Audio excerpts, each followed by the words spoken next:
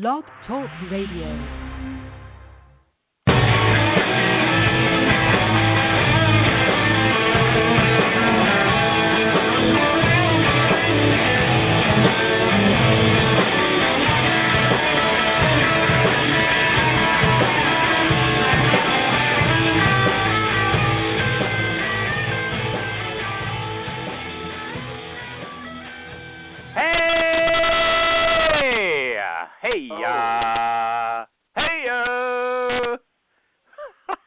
Recruiting animal here on April 2017.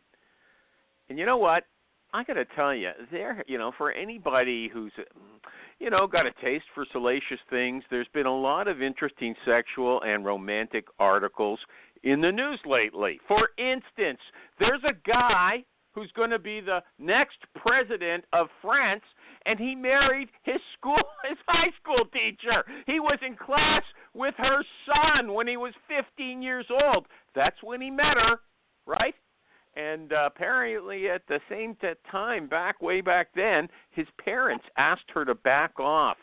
I mean, she's 26 years older than him, but she didn't, and she got divorced, and she married this kid. Now she's going to be the president's wife. Anyway, and there's another story. So just hold that in mind for a second. There's another story. It's about the Spice Girls. You remember one of them? No, all of them actually. They had a hit, and it was. I think the key refrain was, "If you want to be my lover, you've got to get with my friends." I never knew what that meant, but now I do, because Scary Spice, she seems to have taken that very seriously. She's claiming now in her divorce filing that her husband hired a sexy young nanny. I'll swear that she does fit that bill. I saw the picture. And then the husband convinced this nanny and his wife to have three-ways with them, right? And that was okay with Scary Spice, but then she found out that the nanny and the husband were having two-ways without her, and she didn't like that. But here's the thing. The nanny says that the Spice Girl herself was the main partner, and she only had sex with the husband when Scary Spice invited him in. It goes on. I mean, there's more. Look it up if you're interested. Okay, but now I'm going to get more serious, right? There was a conversation about sexual harassment on my Facebook group, and someone said that if a candidate comes in for a second interview and says something about the cute recruiter she met the first time she was there, that's sexual harassment. And finally, a professor named Kipnis, she noted that a lot of college professors are married to former students. It's a very common thing. But overnight, at her university, dating between professors and students became a major taboo. Now, in the past, I don't know if we would have had ready access to the details of Scary Spice's marital problems, and I don't think a guy who married his high school teacher would have a chance to be president of any country that I'm aware of. But there's a new openness now. We live in open times, right? And that accounts for the increased discussion of sexual harassment, as well as this other, information about somebody's marriage problems. And I hate to say it, but, with all this sexual harassment stuff, it looks like there's a bit of overkill right now in these new rules that have arisen. For instance, everywhere, if actual marriages between students and teachers are common, and they're not just abuse and exploitation, how can the law stand in the way of what appears to be true love on a massive scale? That's what I want to know. And if you have an answer, call in and tell us on Jerry. What show is this? This is the Recruiting Animal Show!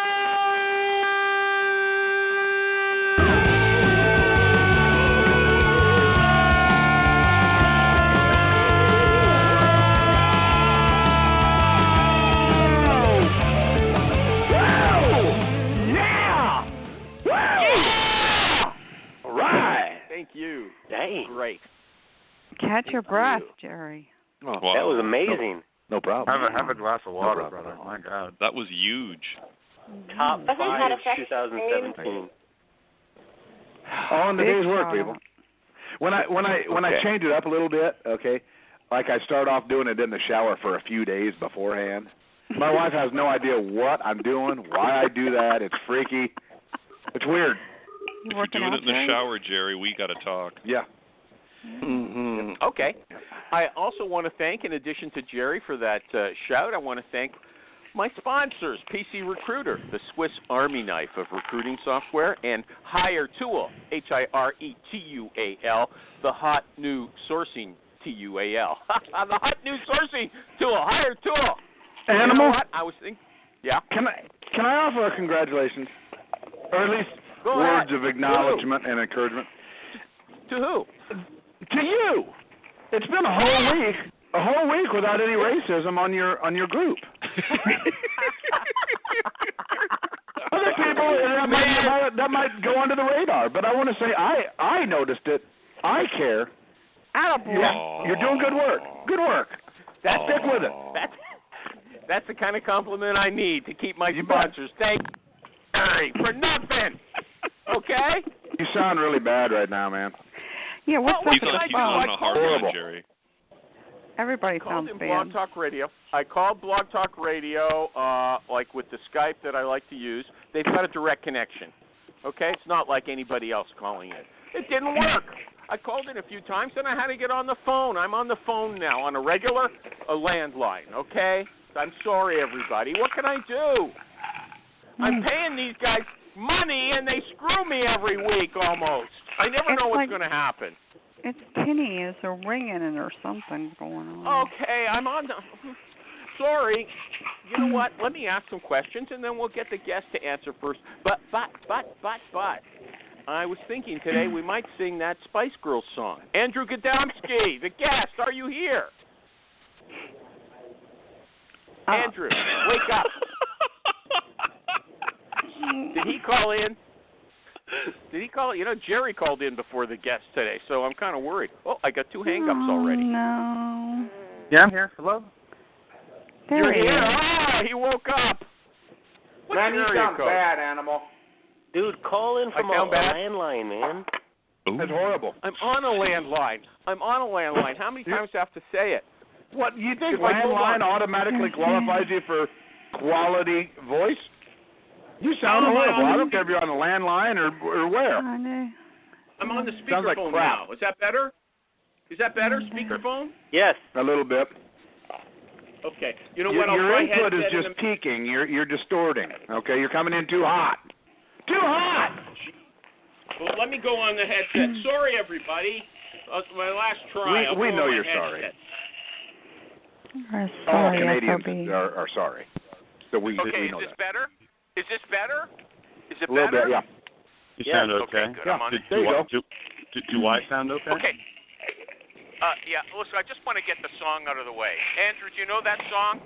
You Want to Be My Lover?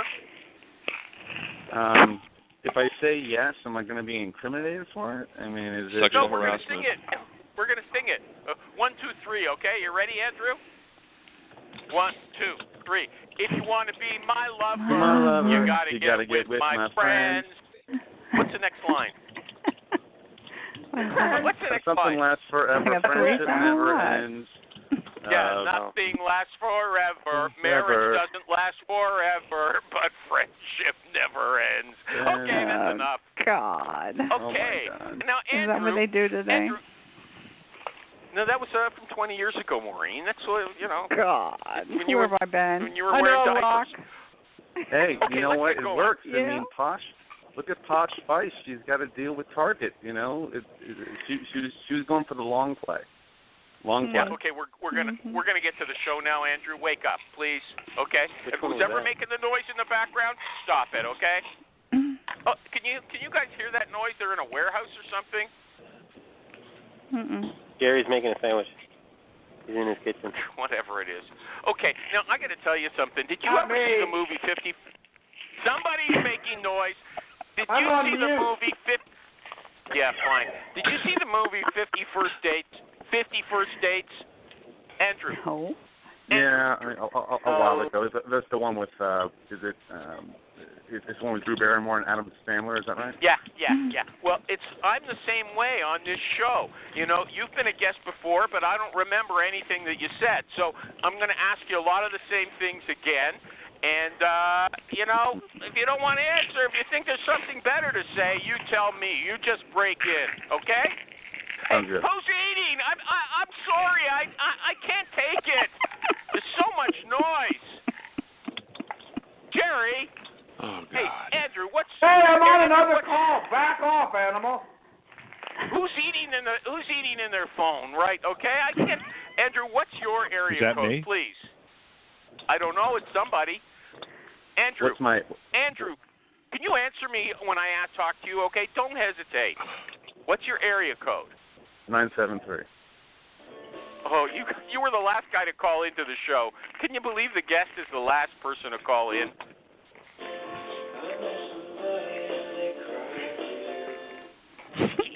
Hell was that? Yeah, what, I don't know, who's but got hold music somebody's sabotaging this. It's 10 minutes in already. It's working. It's not me, Animal. It's not me. Somebody's wrecking the show, okay? Okay. Look. Okay, I'm gonna have to block everybody till the person who's eating potato chips gets blocked out. I can't take it, okay? I think they're drinking Kool-Aid.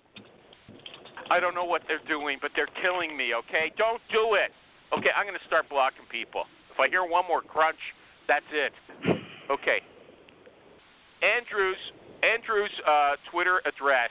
Oh, I have to edit this out later. It's Andrew, Andrew, Gadomski, Gadomski. Okay? And you say that you run a consulting firm that saves large companies millions of dollars in recruiting. Millions of dollars in recruiting. Is that true? That's true.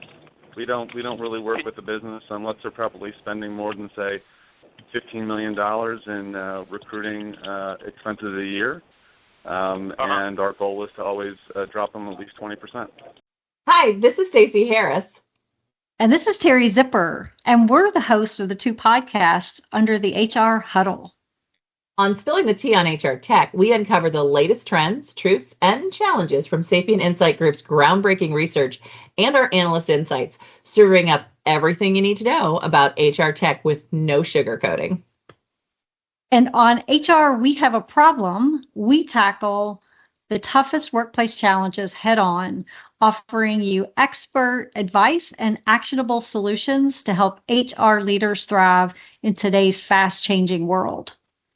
Whether you want the scoop on tech or tools to solve people problems, we've got you covered. Take a listen and subscribe. If you want to become part of our community, we'd love to see you. Can you give those figures again? And Maureen, stop typing for a second so I can hear them. Can you give those figures again? Somebody is. Can you give those figures again, guest? Yeah, we typically work with companies that spend greater than $15 million in expenses related to recruiting a year, and our goal is to reduce that by at least 20% or increase productivity by the same. I've got a quick question. Go ahead. Can you call me later with that list? You know what I'm saying? Yeah. Companies always tell me we don't have much of a recruiting budget. I know. Yeah. We don't normally use money, Maureen. Don't you worry. Look at that kind of money. Yeah, we don't have any money. I'll take anybody that spends $5 million and up. Yeah. Okay, yeah. Andrew, here's another question. I wasn't going to ask you, but Jerry's pondering this one a lot lately. He wants to do some new business development, and he's having trouble getting the people he wants to talk to, even on the phone. How do you get this new business when Stop. Stop. Hold on, please. Sometimes when I say something on the recruiters who actually make placements group, it's more to get a discussion going. It's not a confessional. Okay. So even if you say it, for the record, yeah. I am kicking ass. Let's just say Jerry was asking for a friend. I'm asking, So Jerry, I'm asking people to reflect upon themselves. It's what I do. Right. Rather than post constant stream of crap on some of the other various people online groups. Yeah, okay. So Jerry, you're saying, you are saying that there's really no problem in trying to get business people on the phone for business development. I've heard there's a problem out there, a big problem. Okay, so let's ask Andrew. Is that a problem? Okay. And it's not a problem. We have a lot of it's referrals, but at Animal, I've got a lot of resellers who are licensed to position us as and then bring us in. So that's how I get business. Really? Yeah. Really? Why did you go that route? Yeah, the cost of sale is really high. Educating people on what they can do and how they can save, it takes a long time, so it's easier to have people, have companies who are working with a company and say, hey, we can help you. We know someone who can help you. Let's do that introduction, and that's fine. It's a lot easier than me chasing around. And how do they initiate that contact? Is it just through their existing clients in whatever business they specialize in? Typically, most of the companies we work with are in large-scale HR technology providers or they're outsourcing providers, and they're dealing with the head of HR or the head of talent. And, to have it come up, hey, we can help you guys streamline how you work. And we have a specialist who will help you do that. Uh-huh. And are you in a bad mood today, or are you sick? Because you don't sound very peppy. No, I'm sitting in like a hotel lobby lounge kind of thing. So I'm trying to be respectful of the people around me. Are you drinking? Yeah, well, you don't do that. I was drinking. Is that okay? I mean, it's noon, so I stopped. You sound like a mean drunk. Okay, I mean, like, what do you go into a place like that for when you're on the Recruiting Animal show? So you got to be low key when people are trying to get some life out of you. Okay? I can be high key if that's the opposite of low key. What is the opposite of low key? Is it high key? I don't know. Okay, look. I'm asking the questions here. You know what? You say on your website that you offer cutting-edge workforce analytics. Cutting edge is such a hackneyed term that everybody uses. You want to position yourself as an innovative company, another hack term. Why would you use cutting edge? Well, I think it's because my language skills aren't that great, but it's more around. That's fair. Yeah. But I think it's really about using the language to describe your business that people want to align with. And so you put things on. You talk about your business and you talk about what you do, and people want to buy your services, and they want to be aligned to the language that makes sense for them. And if it's cutting edge, if cutting edge is one thing. Okay, enough. Hey, Animal, okay, can I jump in for a second? Yeah, go ahead. Animal, I'd like to ask a question. So, Andrew, who is this? Wouldn't you say this is Michael Heller? Okay, Mike, go ahead. Who is it? Andrew, my name is Michael Heller. Hi, Michael. I've been in the HR industry for 20-some odd years. So, Andrew, wouldn't you say You're an HR guy? I am. He's been a guest, Jerry. He's been a guest, okay? Must have been a show you didn't pay me for because I don't remember it. Okay. Can you let him talk? I'm one of these. Mike, do I have? Yeah. So I'm. Mike, go ahead. Mike, go ahead. I'd go out on a limb and say I'm probably one of these cutting edge HR guys. And Andrew, wouldn't you agree that cutting edge is a relative term though? Because a lot of companies out there are doing cutting edge stuff. They may or may not employ you. The ones that will are the ones that want to do something new. So cutting edge could mean one thing to one company and something to something else. This is a dumb question. I'm sorry. That's ridiculous. Do you want to answer that question, Andrew? I'll give you the opportunity. Absolutely. No, Michael. So both Michaels. This is a good question because the fact is that an organization's maturity or an organization's complexity is variable, right? It's all about just being better. They want to be better than they were yesterday, and they want to be better than next week. They want to be better, and so Michael Heller. I think cutting edge is really about is really about we're doing things that we couldn't think that we were doing a year ago. Animal. And we're pushing ourselves forward. I need to say something here. I'm spotting what we call a Donna Brazil moment.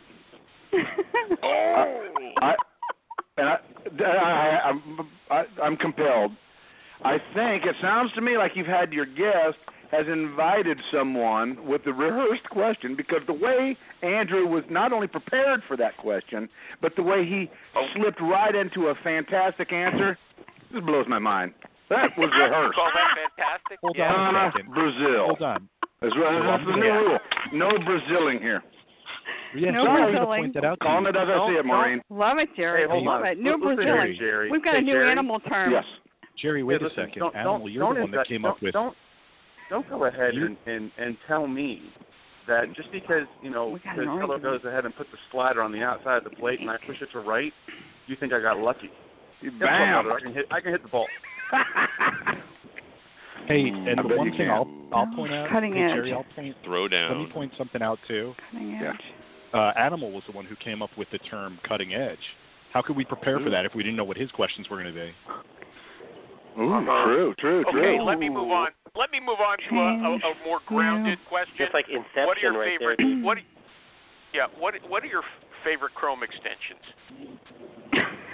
Oh God, I'm gonna go grab a sandwich. Did you This ask guy that saves question? millions of dollars for an organization. Let's talk about that. Yeah. So You know so what? You want Let me me ask. That's okay, but I'll ask a different question first. But you did have a question from Twitter, though, Animal, that you're passing up here. Maureen, are you even watching? I'm trying. No, trying she to keep never up. watched. Kelly Blockdyke wants to know: does the $15 million does that include the salaries of recruiters and internal teams, or just fee good stuff? question. Of course. Because Good that's a question. huge differentiator right there. Honey Of course. goes to Jerry today. Yeah, no, absolutely. So the cost of recruiting includes the employee costs associated with salaries and overhead, as well as any third-party sourcing or third-party recruiting that they also engage. So yes, it tends to be a lot associated with people. Actually, I have a question about that. No, wait a second, Alan, before I go on. I want to do, I'd like Michael Heller to come back to the show sometime, so I'll answer his question. On Andrew's LinkedIn summary, it says, people come to him with problems. He says, I don't know the answer, but it sounds like fun. Let's see what's going to happen. I guess that's what he means by cutting edge. It's brand new, out of the box, out of left field, whatever. Is that a suitable answer that you've provided on your LinkedIn profile? Yeah, I mean, people don't come to us because, it's okay to come to a business and say, we've never seen this before, can you figure it out? And the chances that my business has actually seen those exact same conditions are actually pretty low, right? So I'd rather just go ahead and tell somebody, look, we're able to handle unique problems. Who's doing that noise, please? That is Who's doing ridiculous. it? Not me. Not me. I'm going to have to block everybody. No, you Okay. scared that person. That was an immediate. Okay, I gotta go to an ad. Sorry. Okay, yeah, we're just starting the show like a half an hour. Okay, look, everybody. I was doing a search myself on Hired Tool the other day. I wanted to find someone's work email, right? And I couldn't find it, so I asked Nin Tran, Nin with an H, okay? He's the COO there, the big shot. I have direct contact. So I asked him to help me, and he took a look at my work, and he said, are you for real, Animal? Are you for real? He says, look, we've given you her personal cell number and her personal email. I said, that's not what I want. He said, but that's what everyone else wants, and that's why we offer those things first. You want business contacts? Those are easy to get. We'll give them to you. But most recruiters want personal contact information, and that's what we offer, personal contact information, because that's the hardest to get. Do you understand? Well, I didn't understand, but I said I did because I want this guy to keep sponsoring the show. And, that's not all they do. Let me mention that. That's what they're famous for, getting this contact information. But it's a full 360 sourcing tool. And Nin says that you can save a lot of money, like $10,000 by switching from LinkedIn Recruiter to him. Get a Hire Tool account and a I do all that. Get a Hire. Love Let that. me finish. Get a Hire Tool account and a $60 a month LinkedIn account, and you're ahead of the game. That's what Nin says. Nin, are you on the line? Do you want to correct anything I've said? I hope not. Okay. Can't even get his sponsors to call in. Yeah, okay, so go on. You know what? Go. Seriously. I mean, I can't. And So everybody, here it is. Come to the ball game, son. Okay, Hire Tool. You know what I mean? HireTool.com. Oh. HireTual.com. Now back to my guest. Okay, I hope we can get the show on the road.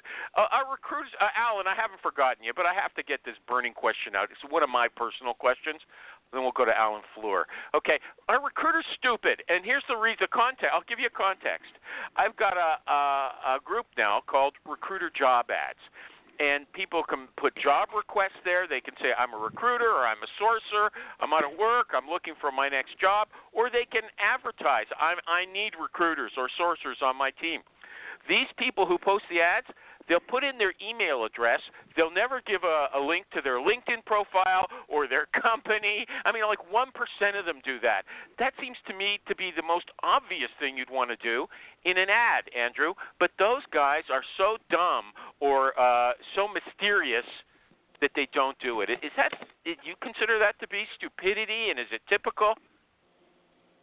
I don't think so. I mean, to be fair, Animal, you probably create that yourself, and I think what I mean by that is that I think people probably go onto your threads in a casual way, right? So they figure I'm the one posting it. People can look at my Facebook profile right here. They can get a hold of me. I don't think it's from lack of. I think the lack of formality is actually probably a little bit flattering. Terrible answer. Alan Fleur, he's yours. Terrible answer. He's yours. Alan Fleur, hey, all yours. Andrew, Go ahead. I was curious about, following on Jerry's comment, is when you're talking about the $15 million and it's the cost of the staff, the outside fees, I get that. How much of that in general is a percentage of the $15 million? I'd be curious, because if you're talking about moving 20% off, you're talking about moving $3 million out of the 15. Mm-hmm. Yeah, so typically, I'd say that SG&A covers anywhere between people don't know what that is. People don't know what that is, mean? Please. So the salaries. So the salaries and the overhead and then the administrative costs associated with the people, that usually accounts for anywhere between 60 to 80% of an overall budget. Mm-hmm. It's pretty, and that number 60 to 80% is pretty wide. Right. Well, no, that's fine. So what you're saying is, let's just take $10 million as an example. So you're saying that if a company has $10 million spend on all the TA stuff that you cover, that 60 to 80% of that is staff. A lot of that is staff and G&A work, right? It can be. I mean, it depends on the business. Another big expense, believe it or not, is actually relocation expenses associated with recruiting. It's like a hidden cost that a lot of companies don't look at. And that falls in recruiting cost? Absolutely. It can get charged back to it. Interesting. Okay. Yeah, it can. So, can I add something there? Hold on. Can I? Andrew, so here's my animal question. So aren't you bullshitting and I'm just curious. So really, could I not challenge you, Andrew, and say, aren't you just kind of really inflating that number? Because wouldn't the real cost savings be on external spend on fees and a few other things? Sometimes. I mean, more often than not, say it's $10 million and we're looking at a $2 million shift, right? Sometimes it's cutting costs. Sometimes it's using people differently. Sometimes it's doing things like reducing the amount of contractors that you hire, and so your contractor conversion fees go down. It goes on and on and on. There's a lot of ways you can cut the number, but realize that these companies are doing thousands of hires a year. They're doing thousands of hires a year. Okay, got it. Thousands of hires. Typically, a company with a $15 million recruiting budget has how many employees? Just ballpark figure. Not looking to hold anybody's feet to the fire here. Somewhere between 80 to 80 plus. 80 plus. 80 plus people? Mm-hmm. So you're talking $15 million. They're doing thousands of hires a year? Yeah. I don't They're get mostly that. process. I think he's talking about in the HR team or the recruiting team. The recruiting team itself. Okay. Maureen, it sounds like they're including everybody, and those firms are probably mostly paper pushing processors that they could use the help. I get it. But how many employees total in a company that's spending $15 million a year on recruiting fees? 2,000. Just average. It's usually north of 30,000. So 30,000 people. Yeah. So we're talking a company like what? Well, pick an investment bank, or pick one of the investment banks here on Wall Street, or one of the large pharmaceuticals. Goldman Sachs. Right, those kinds of companies, right? So those companies may have thousands of people. They must have 30,000 people, but they're actually probably hiring anywhere between 5,700 to 10,000 a year. Okay. And when you do that, there's a lot of money. Okay, that's a good example. Okay. Good question, Maureen. It took a while to get an obvious answer, but listen, he sounds like he just came from the dentist. Okay, look, Andrew, this question that Alan asked brings up a couple of things with SG&A, with the expenses associated with things. You said, Andrew, that if people realized how much SG&A, how much money they'd save by hiring remote recruiters and sourcers, they'd go for it right away. Am I quoting you correctly? That's true. There's a lot of money to be saved by. Well, hold on a second. Is Kathy gone crazy today? Is Kathy gone crazy? No, I'm here. You're not allowed to use that word, dude. I'm here. That's a semi-illegal, non-PC It sounded word. like a child. It's not me, and my husband is next door running a federal trial right now, right next to my office, so I'm being quiet. So what, am I supposed to be impressed? No, I'm being quiet. Okay, sorry, Kathy. I take it back. I'll take it back. What about mental health issues are not something to joke about, by the way. I heard someone shouting there, and I figured, why would she do it unless something had happened? What if she was having an episode? We're supposed to slam her and berate her, ridicule her, shame her? Is that what we're doing now? Shaming people? You've gone from racism to mental health shaming? Yeah. Well, so far, I've had no episodes, thank God. This is getting ridiculous. Okay. No, I'm very confused. That's ridiculous. I'm very confused, Animal. I mean, I don't understand how your guest cuts the costs and where. I mean. Yeah. Okay. Well, let's get this here. That's a good question. Well, okay. I'll put my question on the back burner. Ask her question. Answer her question, please, Andrew. Well, Kathy, ask it again. Go ahead.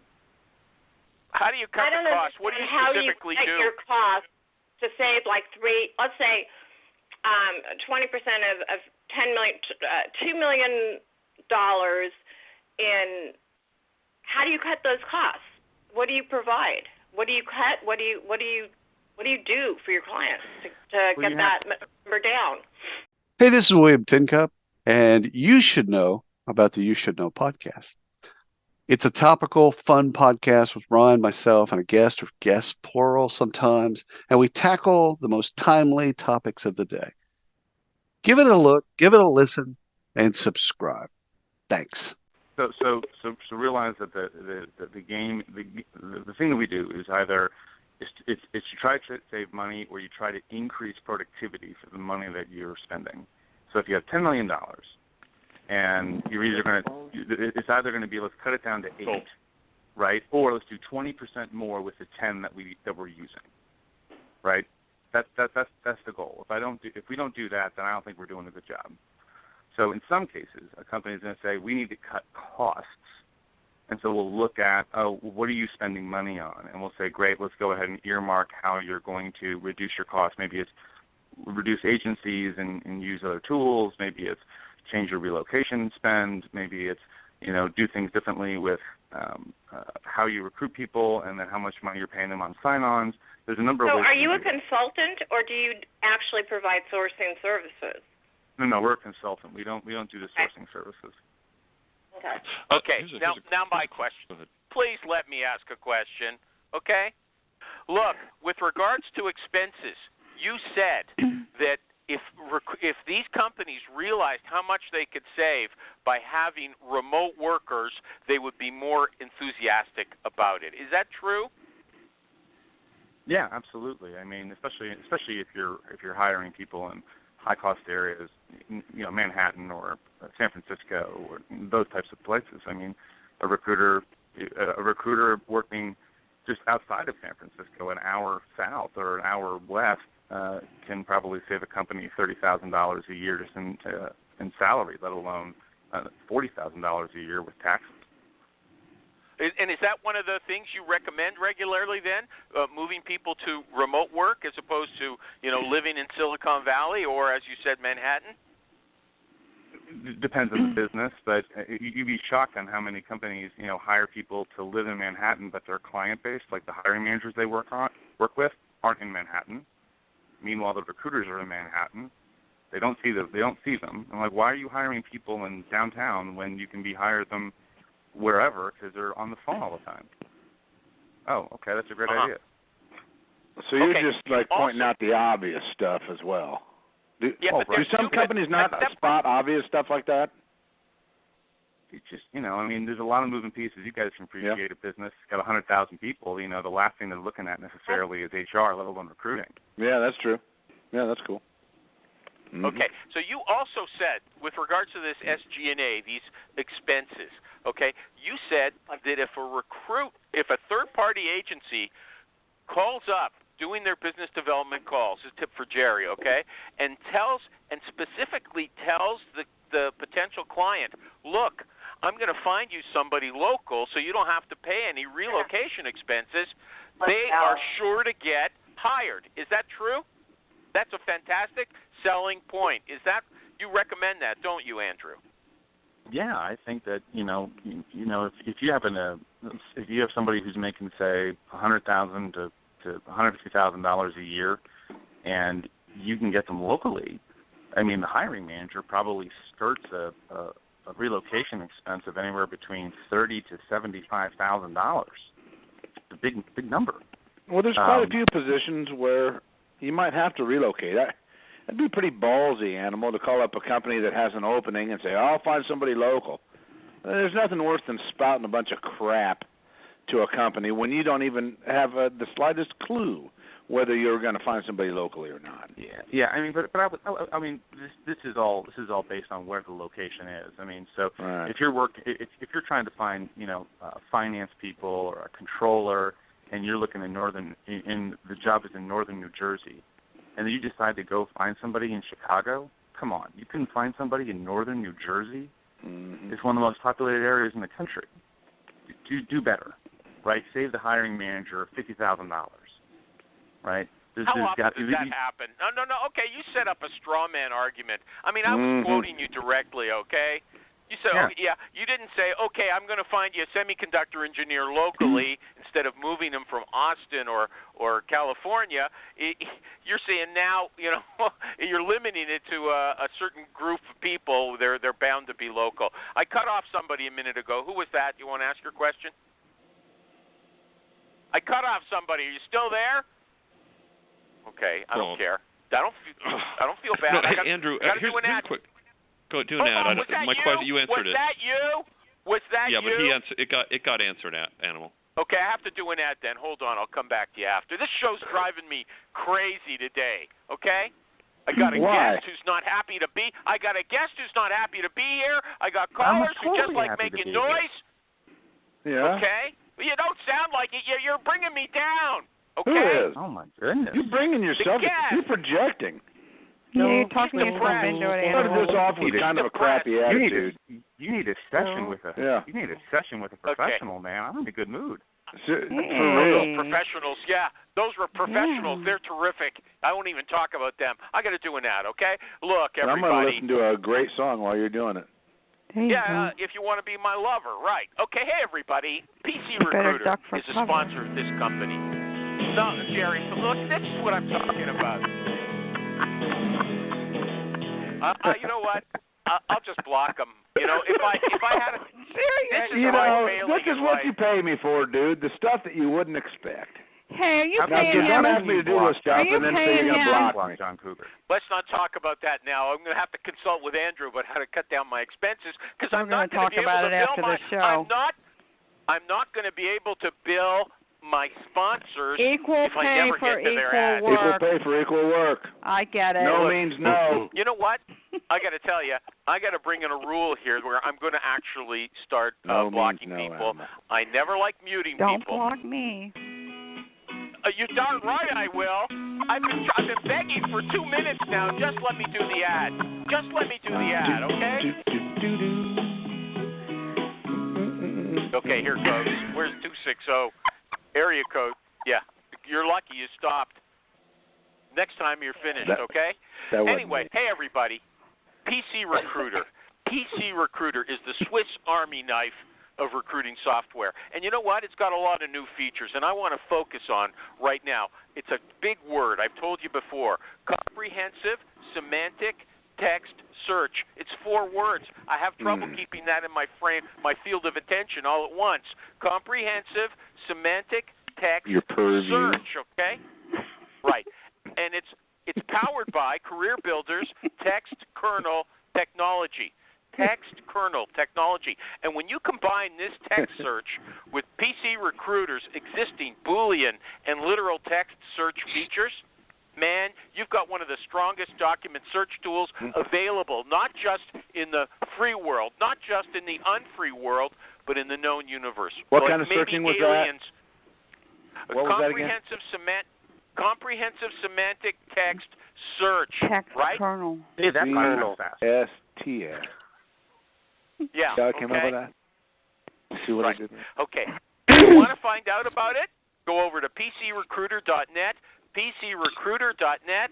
I'll say it one more time. PCRecruiter.net. And I've got another ad coming up for PCRecruiter.net. And if people don't let me get to it, I'm going to block everybody except me and the guest, okay? I've just had enough of this. I'm giving everybody fair warning. I love it. That's not me this time. Oh. Okay, you know what? Somebody's going to get their way. I'm going to block everybody in a few minutes. Whoever did that intended on me is ridiculous. How interesting will your show be then if you block us all? It won't be very interesting. I got to tell you something. I spend hours researching this stuff. I went through every comment he's ever made. And we wreck it.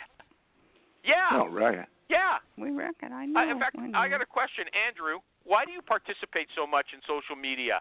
I got the feeling you just like it because you know more than everybody else. They're not teaching you anything, or does it actually help you bring in business?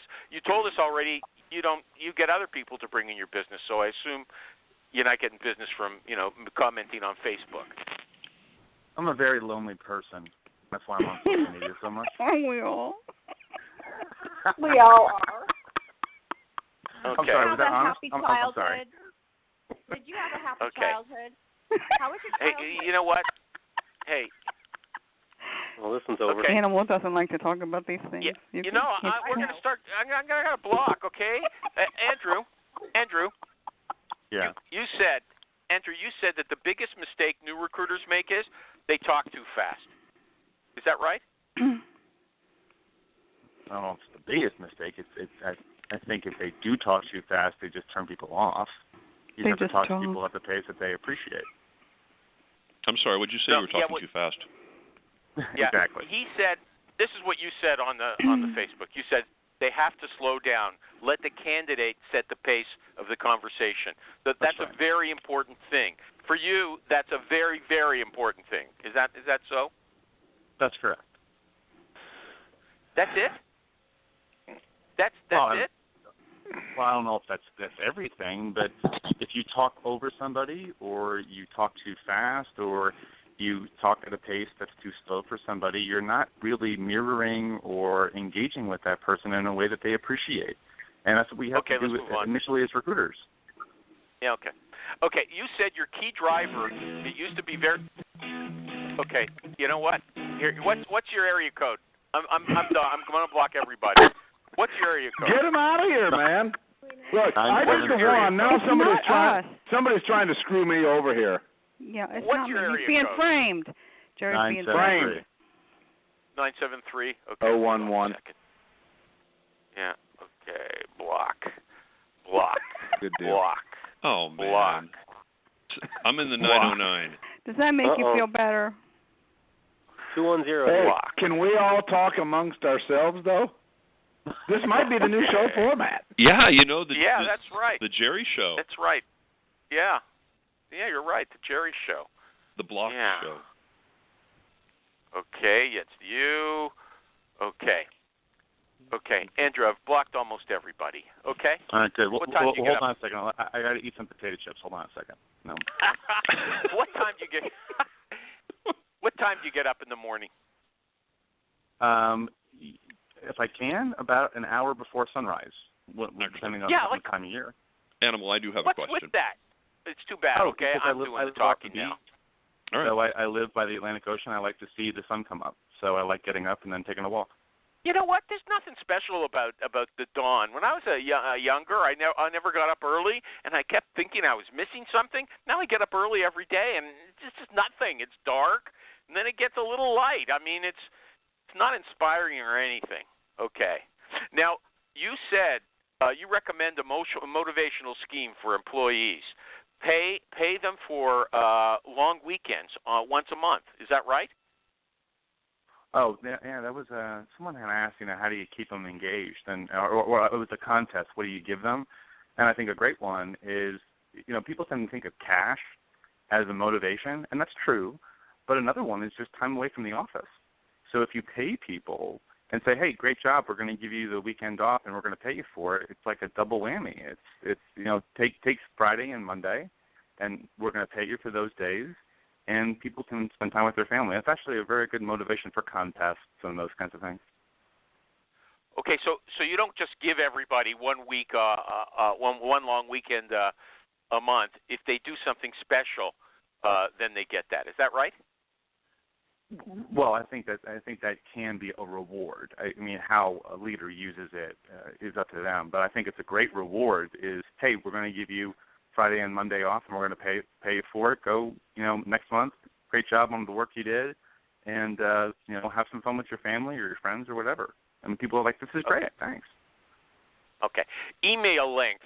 You said if you don't have to scroll down on a device, that's the right length that an email should be. Is that correct? Yeah, pretty much. If it can't fit on a screen, you should really think about, well, why are you making people scroll? And put an attachment. Okay, so even if it's a new contact, it's a recruiting email, you keep it that short so it's on someone's phone, they don't have to scroll down. That's right. Yeah, that's a good length. Otherwise, it's just don't get me wrong. People have these crazy signatures with all kinds of stuff on the bottom. And they got images, and so that you really want your message to kind of stick within a screen if you can. At least an initial one. Okay. Who's going to read something that you have to scroll like 4 times for? Okay, but you're saying no scrolling at all. That's a little more radical. Okay, than just saying one scroll. If you can, don't scroll. Okay. The next thing, Monster. You say Monster just came into the Randstad portfolio, and that's not a little thing. It's very important. The investment that Randstad is making in Monster is real and could greatly benefit its more serious customers. What does that mean? So Monster actually has a portfolio of technology that a lot of people kind of forget about, right? They've got like the SciSense, they've got they've got these CRM tools and so on, and they're just not really put forward in front of the job board itself. But when Randstad went ahead and grabbed that, they basically bought a big tech company. And so Randstad is one of the largest staffing companies in the world with hundreds of clients. And so, now what they're able to do is, they're able to take this tech that they now own and unleash it back on hundreds of their customers. It's a real interesting marriage of product and service. We don't see that very often. Most outsourcing providers don't own their own tech, right? So this one does. So you're saying that that Monster is way underutilized, and that Randstad is going to change that. Is that essentially what you're saying? Pretty much. I mean, Monster's got a really good hold on the small, medium-sized business market, and they've got a lot of candidates and they got a lot of data. And meanwhile, here's Randstad with hundreds of customers globally. They'll be able to leverage all that information for their customers. They'll be able to drop down their cost to their customers and pass it on. It's actually a really good marriage. Okay. Now somebody asked if they should, use Monster or Career Builder, and you told her to actually get the sales reps on the phone and get them to pitch against each other. Not necessarily at the same time, but they should actively compete. Is that what you advise people to do generally? Yeah. I mean, more often than there are cutting-edge technologies, right? And somebody has something new, but in a more, when you've got whether it's an ATS provider or you've got job boards, whatever, it's likely that the services are replicated somewhere else. And so get on the phone, let them pitch you, understand their customer service, understand, how they're going to engage with you. And, it's okay to buy from a provider that you enjoy doing work with and they charge you the same as somebody else. Okay, but I'm giving everybody permission to do that. You can hire people that you like to work with. Okay, but are you saying that you should actually say, look, I just spoke to the Monster guy, and he's telling me he'll give me this for this much money. Can you beat that?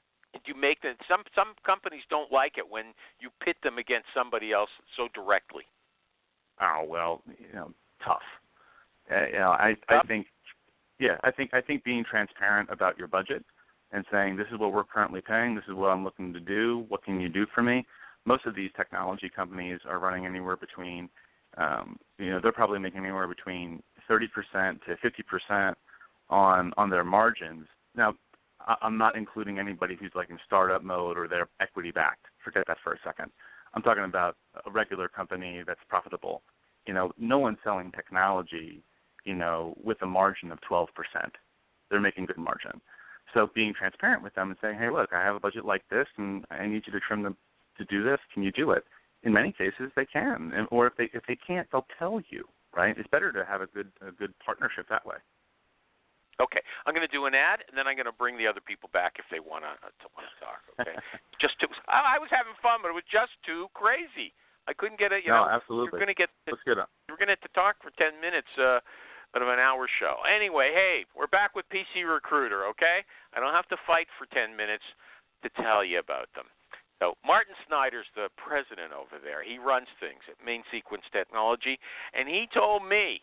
He said, Animal PC Recruiter proves that a single recruiting app can scale from one recruiter to hundreds. And you know why? He said, you know why I can tell you that? Because we have hundreds of single-user customers and thousands of large ones. Hundreds of single-user customers and thousands of large ones, and they're all using the very same application. Check the online reviews. You'll see it's true. If you are a solo operator or a multinational corporation, there's only one level of service at PC Recruiter. You might use a fraction of PC Recruiter's capability, or you may use all of it and then some. But we don't care if you're big or small, simple or complex. We want to support you. That's what Martin says. That's his pledge. So go check them out at pcrecruiter.net. And if you want to see little, 2-minute tidbits of what the software's like, go over to YouTube and type in 2-Minute Tuesday. PC Recruiter 2-Minute Tuesday, and you'll see what it's all about. PCRecruiter.net. So there's still some people who haven't hung up yet. I'm going to bring them all back after we've had this little cool down. Thank you for putting up with that, Andrew. Life is too short not to work on solving cool problems with interesting people, and recruiting allows us to do both. I'm Brando, host of the Rebel TA podcast, a show where we share stories with people and talent leaders who are on a mission to empower the candidate-employer relationship in the future of work.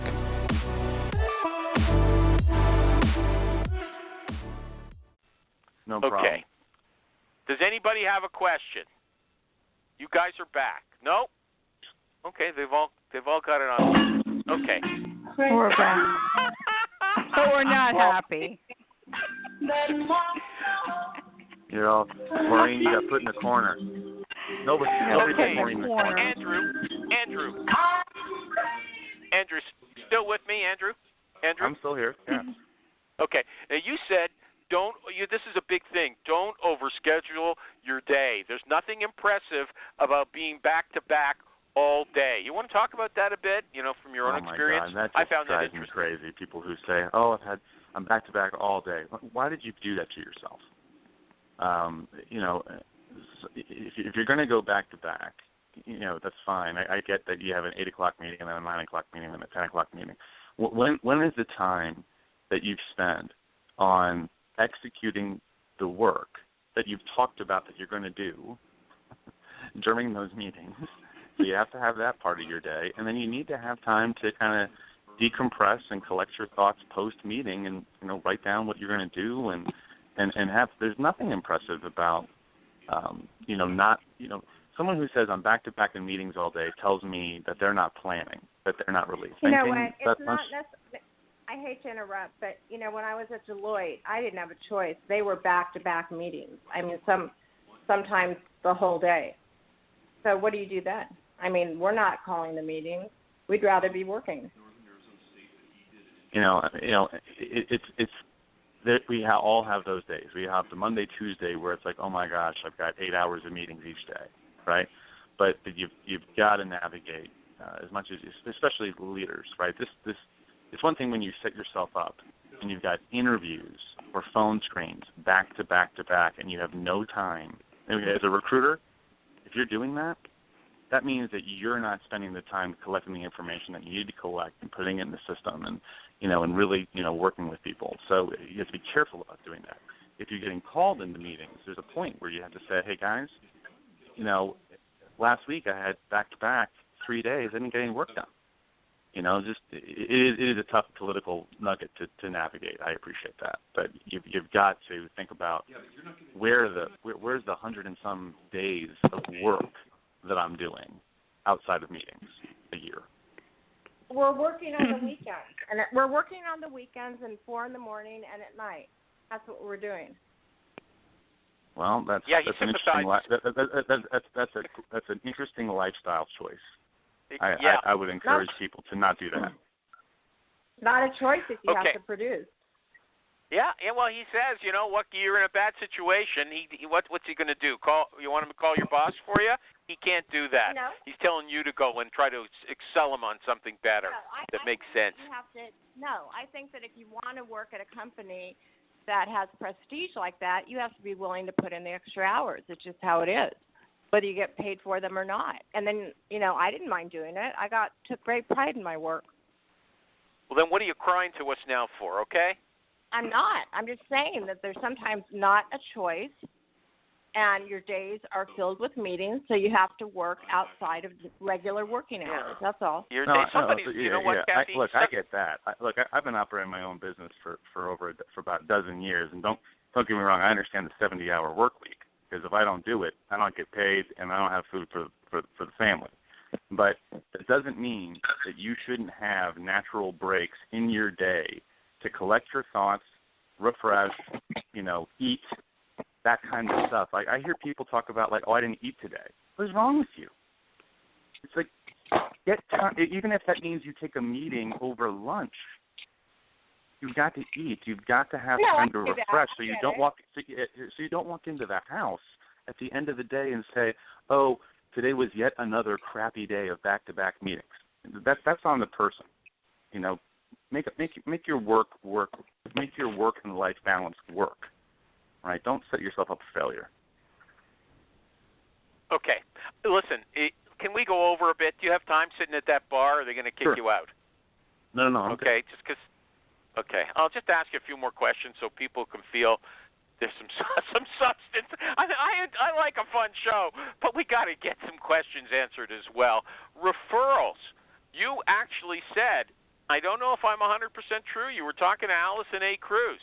Sister Allison Cruz, we call her on this show, and you told her that you will ask what you make. You sounded like you make recruiting calls yourself sometimes just to stay in practice. I don't know if that's true or not. That's and true. that you'll ask, you'll ask people on the first contact for referrals. Is that right? Did I get that right? That's right. But that's assuming that you've got a little bit of you've established something collegial between the person, right? So if they're not feeling it, if they're not feeling it, you can't ask that question. Yeah. You don't think you can do that? He just said he does it, but you have to establish. He said you have to establish some collegial feeling, right? Some rapport. How do you do that on the first call? That's the question. Oh, I guess for me, it's about keeping the pace, asking. What are you asking an animal? How to date somebody? You ask them about themselves. Ask questions about them. Get them to talk about themselves, and you have to appreciate what they're saying, and you find ways to find common ground in what they're saying, and you empathize and you sympathize with their position, or you say, "Oh, I've done that too," and next thing you know, you've got rapport. You have something in common with that person, and then at that point, I'd love you're talking like, at a very general level. Yeah, it's very general. It doesn't. I think the more that a recruiter comes at an angle that feels aggressive, I think it's harder.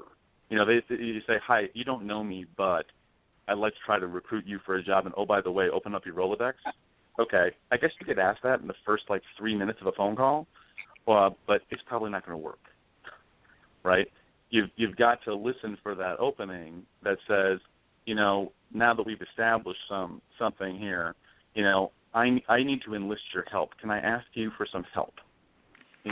Using that word help works.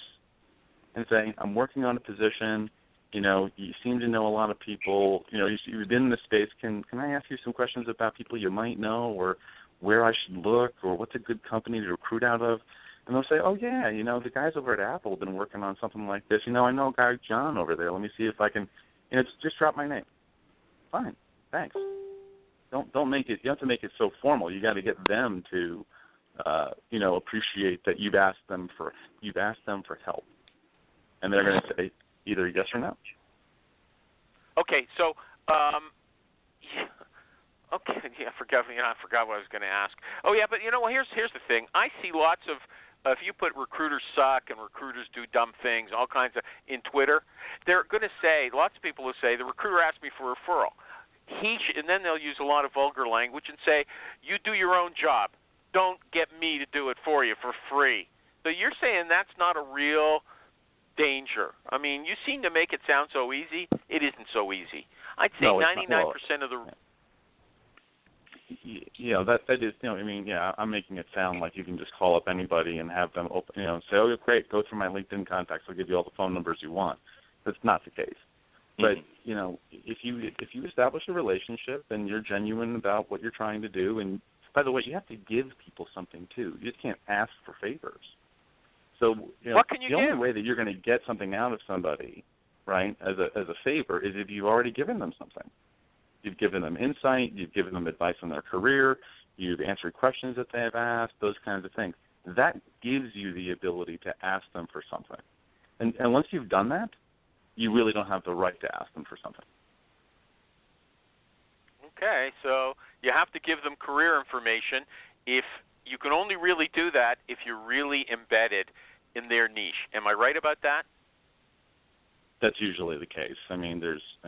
There are some recruiters who can kind of recruit for anything, right? But if you really want to get some good intel, you've got to have your own good intel, and you've got to be able to. People need to believe what you're saying, and find that you're credible.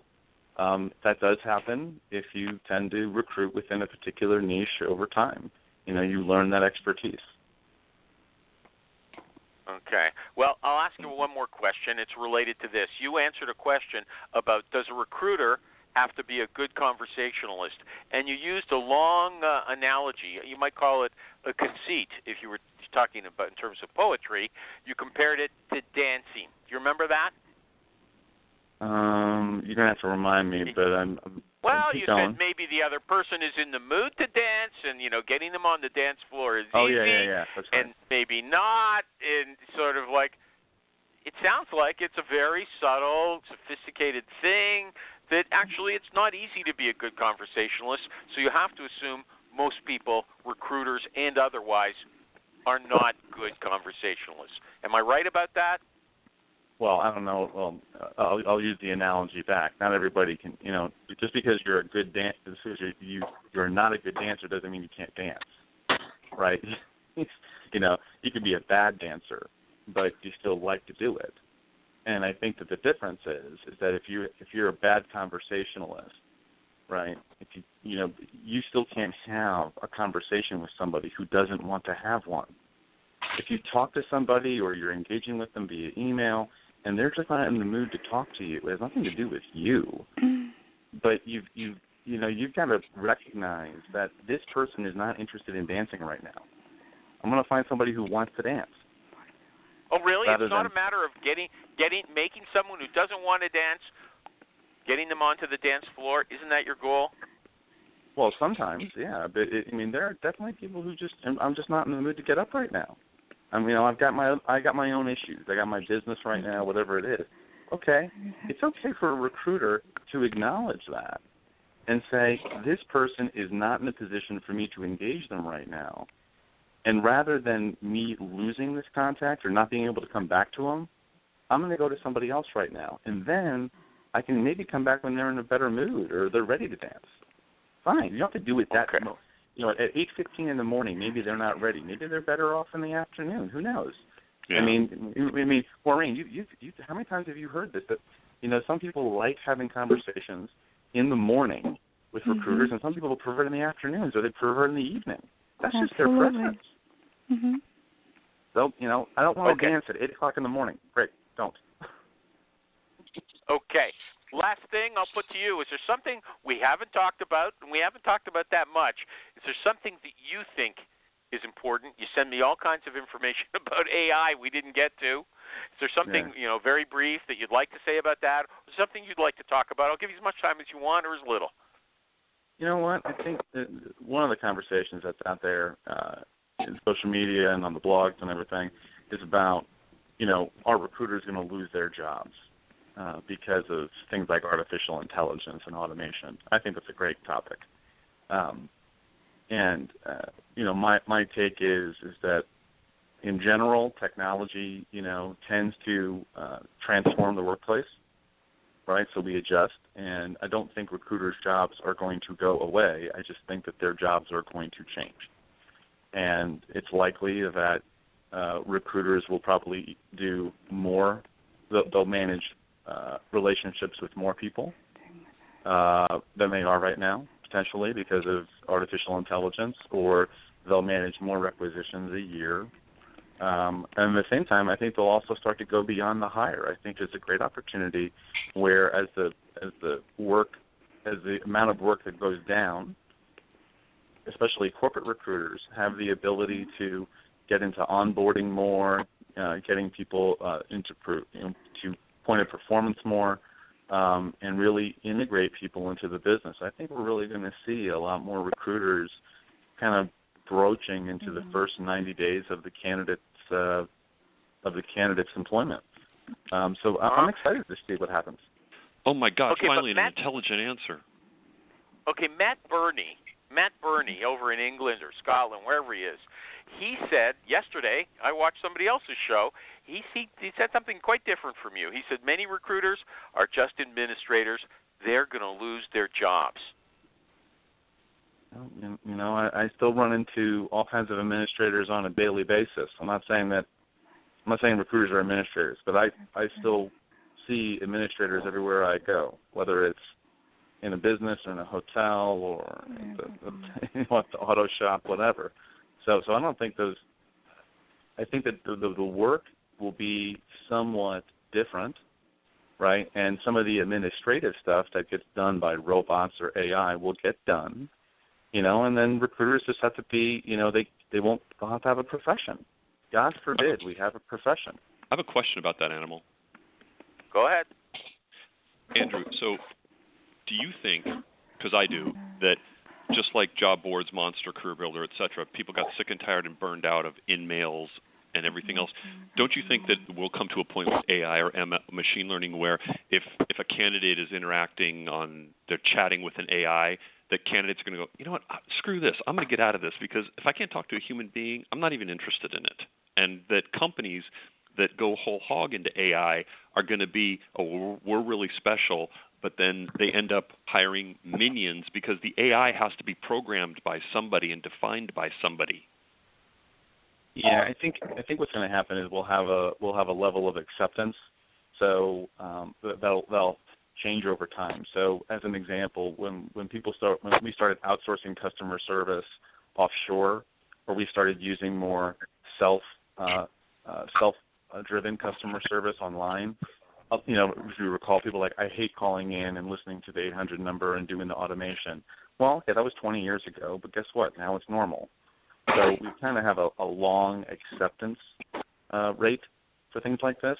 So I think what we're going to see is 2017. Do I think that everybody is going to be having AI conversations with a chat bot in 2019 and love it? No. Do I think they'll probably become normal by the time it's 2025, 2030? Yeah, probably. And we'll just accept it. It'll just be something that we just don't even notice anymore. Yeah. Okay. Hey, can I make a quick comment in terms of AI? Go ahead. Mm-hmm. Go ahead. Hey, this is Michael again. So two things. One, if administrators are in a recruiting role, they're probably going to lose their jobs anyway because they're not doing the whole value add thing. And the other thing that I wanted to comment on, and Andrew, you can comment on this if you'd like. Look, we have lots of AI type stuff or things that are supposed to replace other things. For example, we have artificial insemination. Men are not becoming obsolete anytime soon. Oh, God. Well, you know what? They might eventually, okay? So, I don't know. We don't know what the future holds there. Can we make HR obsolete? And the thing is, so here's the thing. What appears on Facebook and LinkedIn and, here's a company that's doing something at cutting edge. There are 75,000 companies not doing that stuff, right? So the maturity level of all these different businesses are all over the map. So just because, this shoe company over here is doing something innovative doesn't mean that every other company is going to be doing it. And it's going to take them a long time to say yes. So we've got, I think recruiters are going to be fine. They're going to be recruiters who have administrative jobs, and they will continue to work in companies that appreciate an administrative recruiter. Post and pray? What is it when someone says most recruiters they post ads, then they sort the resumes? Is that what they're talking about when they say most recruiters are just administrators? What does that mean exactly? Well, I think that's what they mean, is that you're just pushing paper. You're moving people through a process. And by the way, that's not a bad thing. That's how a lot of hiring gets done.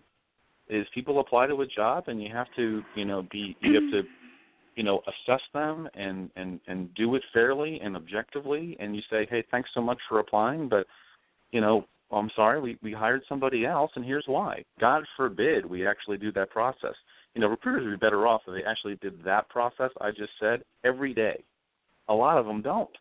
They don't get back to people. They don't look at the resume long enough. They don't appreciate people for applying and giving them their time. They just go ahead and toss them into a black hole. Yeah, but God in the forbid future, we lose it's the black going to hole. be you're going to get a track number for your resume, and it'll be able to tell you when you're still on the process or when you're out.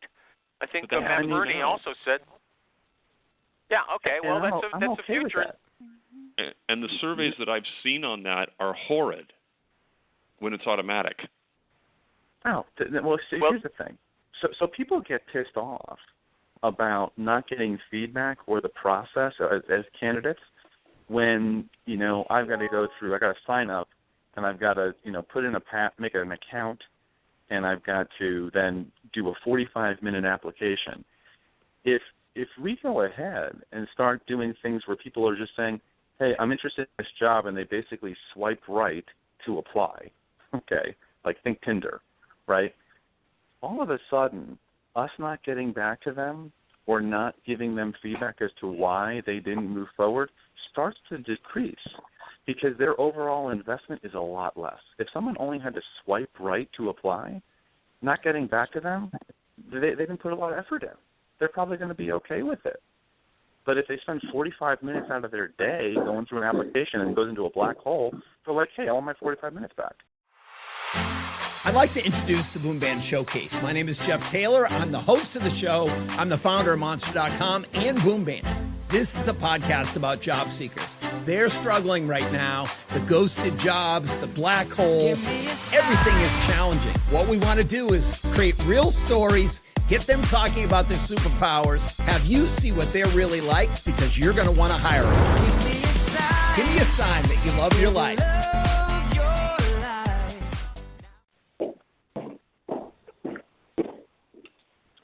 Okay. So last thing.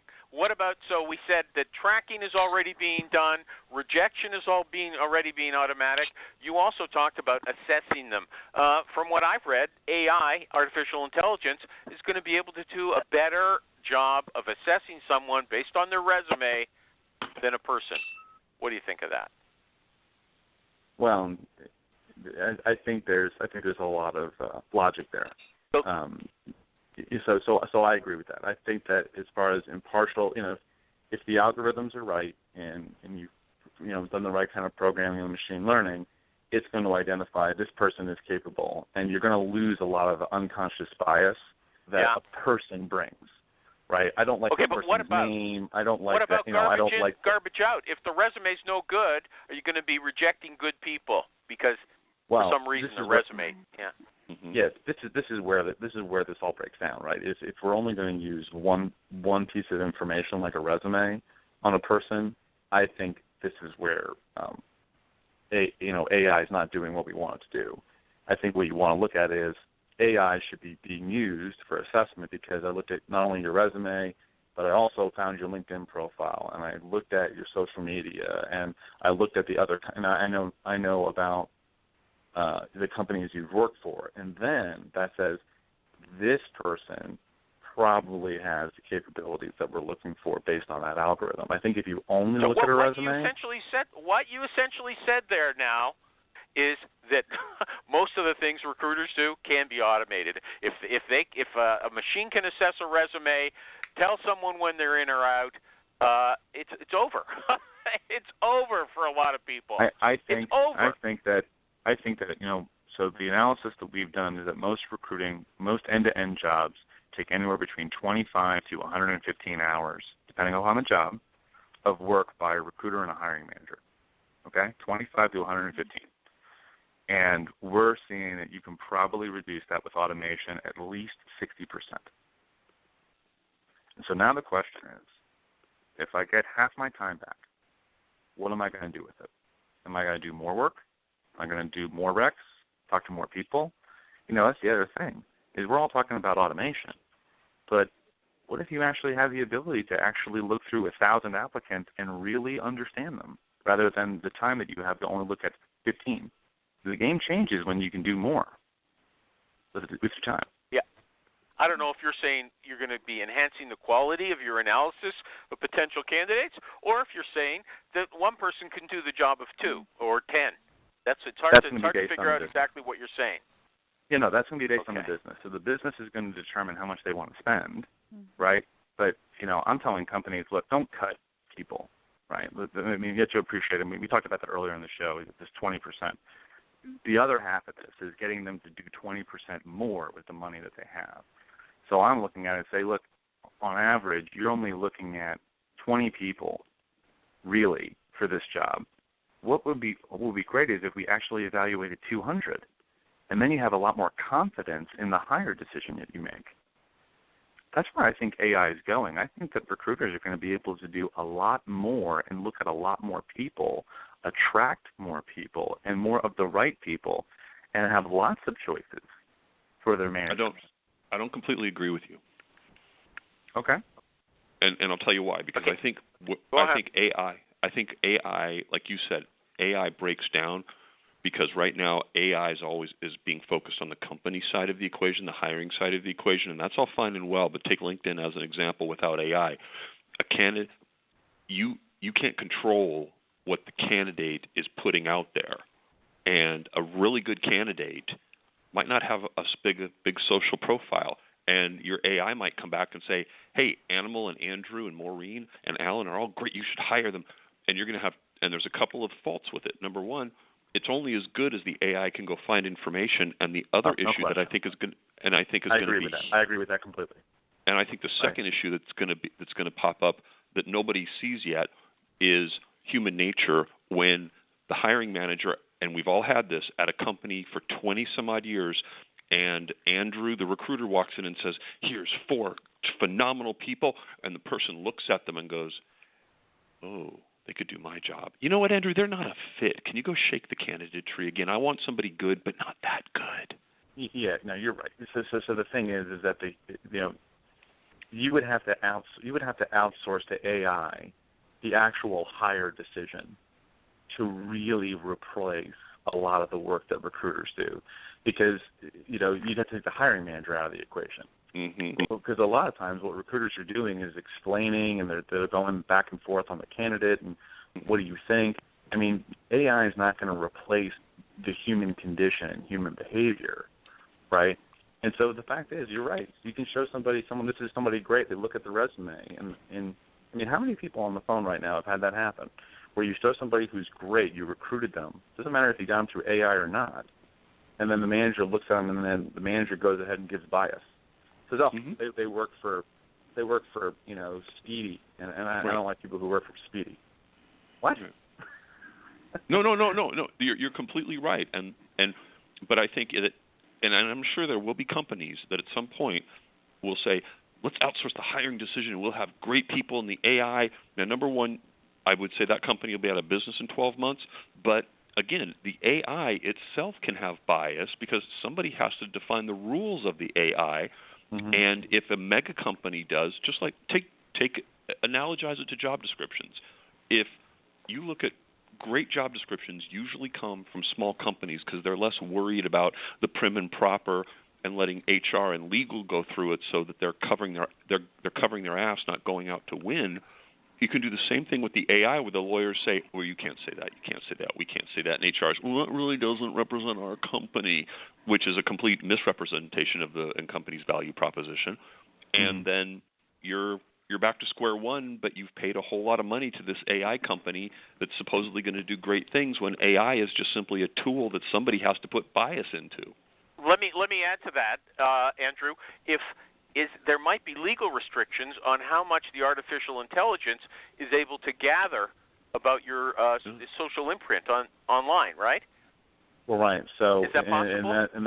Well, no, absolutely, and it's wildly different in each country. So the European Union, okay, and that collective group of countries, they have all kinds of rules associated about, especially in 2018, about what candidates can basically say to companies in 2018, give me my data back, right, or you can't look at it. I mean, there are all kinds of rules around, what companies are going to be able to hold on to, what they're going to be able to analyze coming up. And so AI is going to have a natural restriction because if you can't get access to the data, then it's not going to be part of the platform. Now, at the same time, a recruiter, one of the things AI can't do is pick up the phone and call somebody and ask them a bunch of questions. Okay, I think this is last question. Also, I think Matt Burney. Now I'm glad I watched that show yesterday. He said that when and he's seen it. He said that when the minimum wage goes up, McDonald's just converts. Maybe over there in Europe, they convert their store to an automated store. There's nobody doing it for you. They have machines doing everything in there. So I think when you're saying, expanding someone's ability to do a better job is the natural outcome of artificial intelligence, instead of just cutting your staff by half and making one person do 2 jobs or 3, I think the companies are going to tend to cut staff and just increase the workload for the existing recruiters. Any comment on that? I mean, so salaries and the taxes and the benefits associated with employment. I'm sorry, running a company rather. It's a big number, so it's an easy target for cost cutting. So companies are going to find ways to use robotics and automation, and they're going to go ahead and downsize if they can. And by the way, we naturally over time accept that. We don't like it, but we naturally accept it. I mean, there's air traffic controllers now who are looking at 200 aircraft on the screen, and 20 years ago they were looking at 20. And we're okay with it now. It's just over time. This is just, we're gonna, and it's okay that, maybe what that means is our wages go up. Maybe that means the value of the human employee. We pay people more because what they're doing has more value. It can't be automated. That's okay too. Maybe it means that not everybody has to have two incomes in the house. You can have one income in the house and actually survive. That's okay too. An animal. Your McDonald's your McDonald's example is a really great one, and if you take it to a next step, it's going to allow a competitor to come in because McDonald's pricing and costs can already be figured out, and someone's going to come in and go, you know what, I want to start a fast food franchise with really great people because everybody else is getting sick and tired of talking to a robot at McDonald's. Yeah, that's for a boutique hamburger store. Anyway, yes. I'm going to divide. I'll tell you what I'm going to do. I'm going to divide this show in two. One half is going to be the first lively half. The other part's going to be this just as part of artificial intelligence. It's a standalone show. Okay? Alan Fleur, thank you. Maureen Sherripp, thank you. Kathy Manis, thank you. Jerry, who disappeared a long time ago, thank you. Michael G. Cox, thank you. Michael Heller, you should be a guest again, okay? And Andrew Gadomski should be a guest again, okay? Thank you, Andrew.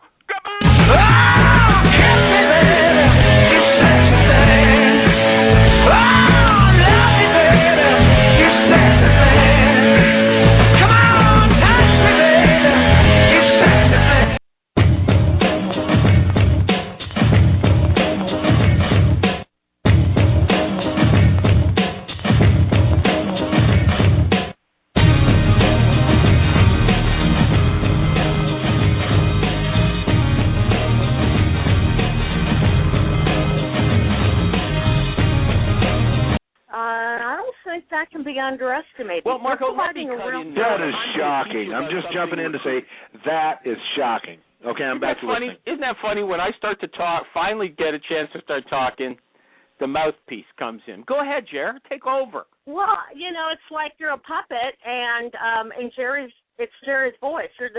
Bill was okay, Animal was okay, but the show itself, same old thing. As a recruiter, there's nothing I'm going to now take to my desk, and I am in a state of constant listening, learning, and applying.